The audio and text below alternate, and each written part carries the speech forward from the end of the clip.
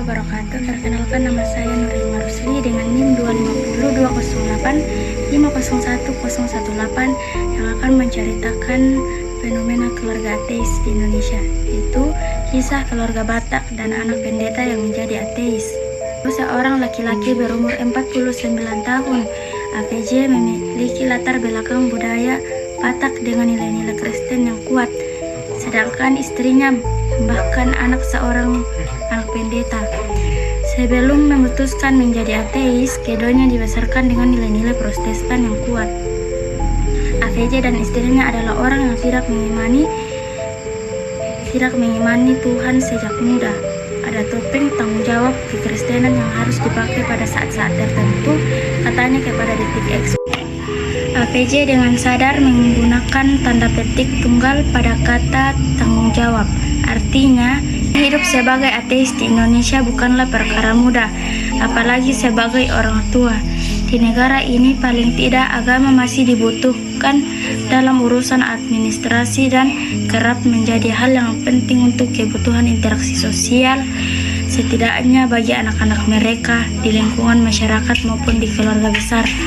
Maka, para orang tua ateis harus menyiasatinya. Contohnya, dia mengisahkan kemarin keluarga intinya terpaksa menjalani ibadah di rumah karena kedatangan orang tuanya. Di rumahnya, ibadah Natal pun dilakukan disertai dengan perjamuan kudus. AVJ yang berprofesi sebagai seorang fotografer menjelaskan, dalam Kristen Protestan, kegiatan perjamuan kudus hanya boleh dilakukan oleh orang yang sudah menjalani proses katekisasi. Nah, katekisasi adalah masa seseorang mendapat bimbingan mendasar tentang kekristenan dari pemimpin agama sebelum menerima baptis. Kedua anak AVJ yang kini berusia 18 dan 20 tahun belum menjalani proses itu. Dalam tradisi Batak, katekisasi biasanya dilakukan saat remaja. Secara prosedur, mereka belum boleh mengikut perjamuan kudus. Namun, demi menghindari pertanyaan-pertanyaan, AVJ dan istrinya sepakat membohongi kedua orang tua mereka. Kami bilang bahwa mereka anak-anak sudah layak mengikuti perjamuan kudus, katanya. Beruntung mereka anak-anak sudah paham dan mengerti bagaimana pikiran orang tuanya, sehingga bisa diajak kerjasama, katanya. Pasalnya di rumah AVJ sejak dulu tidak pernah ada simbol-simbol kekristenan seperti salib ataupun gambar-gambar keagamaan layaknya rumah-rumah orang Kristen pada umumnya. Pertanyaan-pertanyaan tidak pernah muncul secara eksplisit, hanya sesekali dalam bentuk sarkasme, kata dia. Itu saja yang dapat saya sampaikan. Saya ucapkan.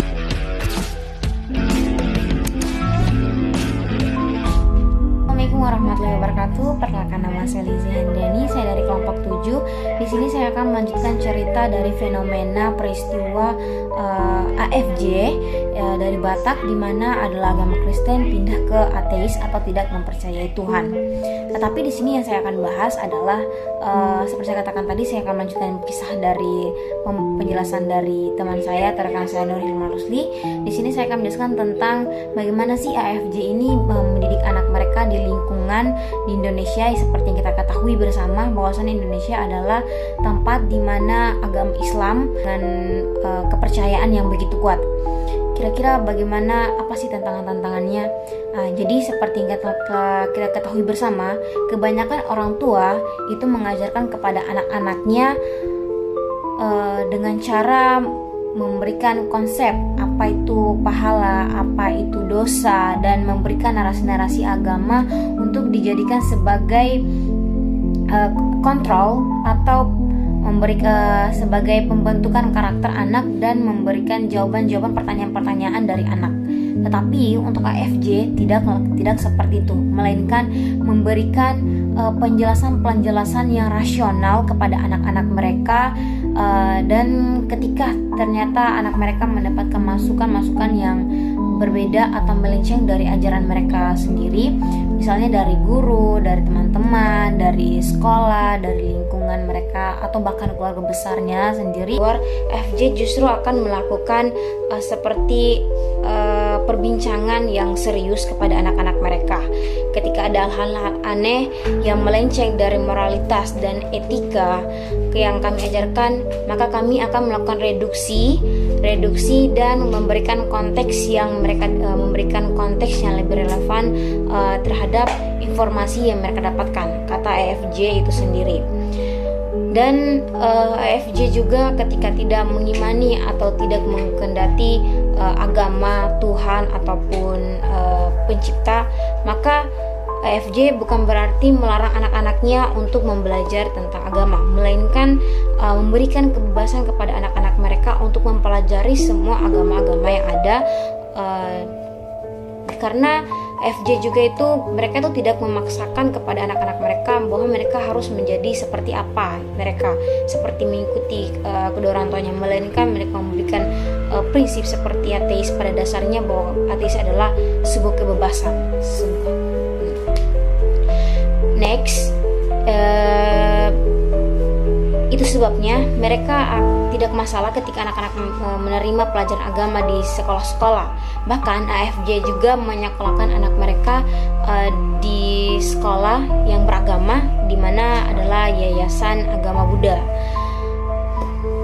Berarti kita bisa menyimpulkan bersama bahwasannya AFJ itu ketika mendidik anak-anak mereka tidak harus memaksakan kepada anak-anak mereka untuk mengimani atau mengikuti seperti apa yang mereka anut, melainkan memberikan kebebasan kepada anak mereka, karena mereka juga meyakini bahwasannya agama itu masih dibutuhkan dari banyaknya orang tentang apa sih pentingnya agama dalam kehidupan mereka. Walaupun mereka sendiri tidak mempercayai hal itu, tetapi untuk memberikan kebebasan kepada anak mereka masih tetap memberikan kebebasan hal itu. Dan di samping itu juga, kebebasan itu akan diberikan ketika mereka sudah benar-benar paham tentang apa keputusan yang mereka ambil di suatu saat nanti. Tetapi di waktu kecil mereka akan diberikan pengajaran tentang moralitas, logika, etika, karena kan seperti yang kita ketahui bersama bahwasannya agama puncak yang paling tertinggi adalah ketika kita sudah bisa menerapkan seperti kasih sayang, kebaikan, kebajikan. Seperti itulah ateis, mereka tuh hanya kayak intinya tuh kayak di puncaknya gitu, langsung ke puncaknya, kayak intinya gitu guys. Dan seperti tadi teman-teman ketahui bahwasannya tadinya kepercayaan mereka ini kita ketahui bersama tidak diakui di Indonesia. Tetapi ateis tidak merasa terpojokan karena dengan adanya komunitas yang dibangun oleh Karl Kanadi tahun 2008, walaupun hanya secara digital, tetapi dengan adanya komunitas ini, yaitu komunitas EI atau Indonesia Ateis, di mana kelompok ateis atau agnostis yang tidak mempercayai Tuhan, tidak meyakini Tuhan atau tidak peduli dengan adanya Tuhan, mereka tuh sudah mulai berani mengeksplor dirinya mereka, mengeksistensi dirinya, bahkan sudah mulai menunjukkan diri mereka, walaupun memang masih dalam keadaan digital. Tetapi dengan biar lebih lanjutnya di sini materi ini tentang grup atau komunitas EI ini akan dijelaskan oleh teman saya Zaskia Anggreni, yang akan menjelaskan bagaimana sih sebenarnya di dalam grup itu atau di komunitas itu apa yang mereka lakukan, apa yang mereka perbuat, ada apa saja atau apa saja yang dipelajari di komunitas itu sendiri. Karena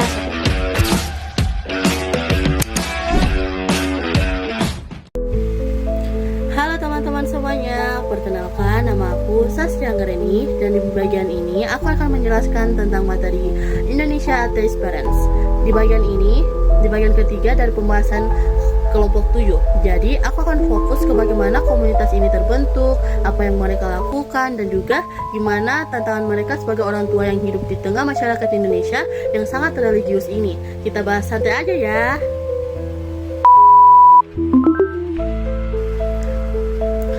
Yang pertama itu apa apa itu Indonesia Atheist Parents? Jadi, Indonesia Atheist Parents atau sering disingkat IAP itu sebenarnya adalah sebuah grup diskusi yang sudah ada sejak tahun 2009-2010. Awalnya muncul karena ada orang tua yang ingin mempunyai tempat untuk ngobrol, bertukar pikiran tentang pengasuhan anak tanpa menggunakan narasi agama atau kepercayaan ketuhanan. Nah, bukan berarti mereka anti dengan orang beragama ya, tapi mereka cuma pengen punya ruang yang aman untuk ngobrol tentang cara mendidik anak secara rasional dan ilmiah. Karena lingkungan masyarakat kita kan identik banget dengan hal-hal agama gitu. Kedua itu apa saja yang dibahas di grup itu.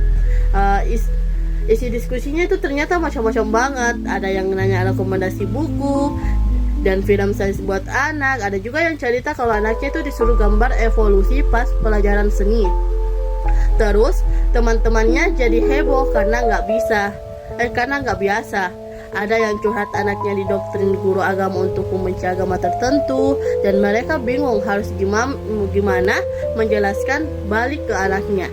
Tapi ada juga yang nanya hal-hal super sederhana kayak gimana ngatasin beruntusan di pantat bayi. Jadi sebenarnya ini bukan cuma grup yang bahas ateisme, tapi lebih kayak grup parenting pada umumnya, hanya saja dengan pendekatan logika, sains, dan tanpa agama.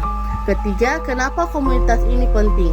Kalau kita lihat kondisi di Indonesia, hampir semua aspek kehidupan punya unsur religiusnya, dari sekolah, lingkungan, bahkan keluarga besar. Nah, bagi orang tua ateis, mereka ada dalam posisi agak dilematis ya.